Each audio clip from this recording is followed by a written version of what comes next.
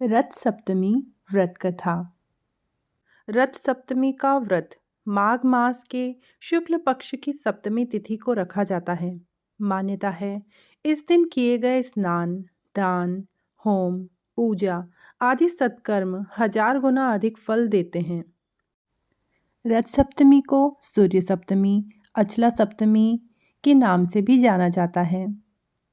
व्रत कथा के अनुसार श्री कृष्ण के पुत्र शाम्ब को अपने शारीरिक बल और सौष्ठव पर बहुत अधिक अभिमान हो गया था।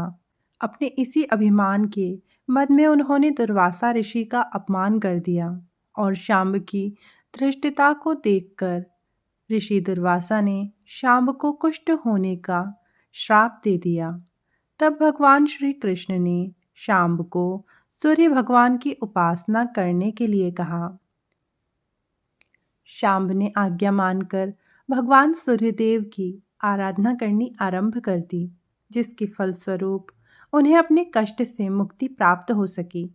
इसलिए इस सप्तमी को सूर्य भगवान की आराधना जो श्रद्धालु विधिवत तरीके से करते हैं, उन्हें आरोग्य, पुत्र और धन संपत्ति की प्राप्ति होती है।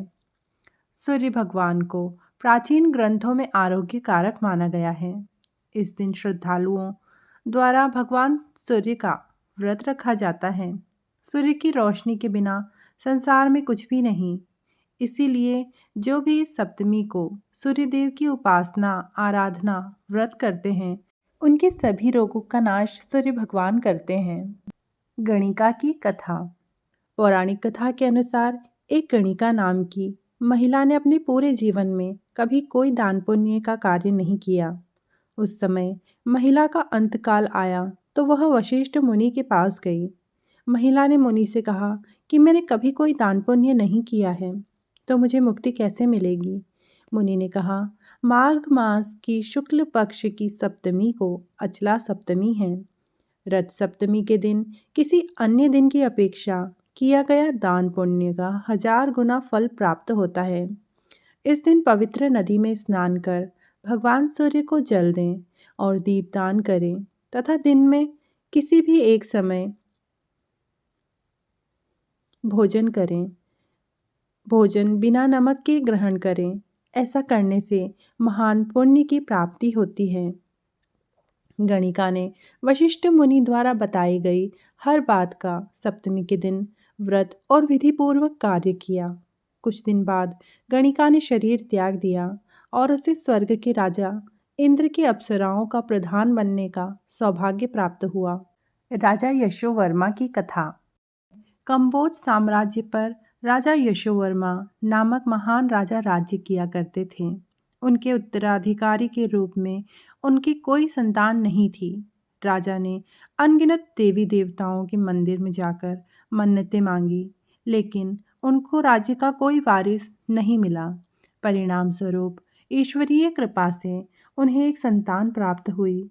उनकी यह खुशी अधिक दिनों तक बनी न रह सकी, क्योंकि उनका पुत्र मानसिक रूप से बीमार था।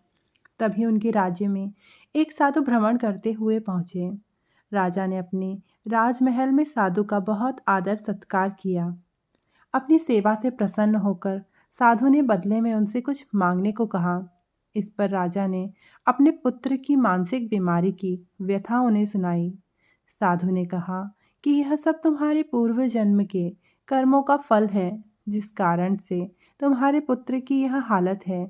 इस सब से उबरने के लिए साधु ने राजा को सूर्य सप्तमी व्रत पूरी सच्ची श्रद्धा और निष्ठा के साथ करने को कहा। राजा ने भी यह रथ सप्तमी की पूजा विधि विधान से करी। इन सब का परिणाम यह हुआ कि राजा का पुत्र धीरे धीरे मानसिक लाभ प्राप्त करने लगा और पूरी तरह से ठीक हो गया। राजा के बाद उसके इस उत्तराधिकारी पुत्र ने राज्य पर शासन किया और कीर्ति यश प्राप्त किया।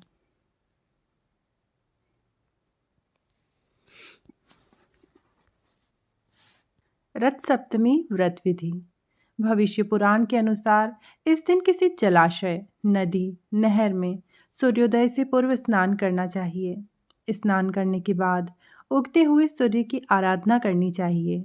भगवान सूर्य को जलाशय, नदी अथवा नहर के समीप खड़े होकर अर्घ्य देना चाहिए। दीपदान विशेष महत्व रखता है। इसके अतिरिक्त कपूर, धूप, लाल पुष्प इत्यादि से भगवान सूर्य का पूजन करना चाहिए। इस दिन आप अपनी सामर्थ्य के अनुसार गरीबों और ब्राह्मणों को दान देना चाहते हैं तो वह भी दे सकते हैं। एक अन्य मत के अनुसार इस दिन प्रातःकाल सूर्योदय से पहले उठकर बहते हुए जल में स्नान करना चाहिए। स्नान करते समय अपने सिर पर बदर वृक्ष और अर्क पौधे की 7-7 पत्तियां रखकर स्नान करना चाहिए।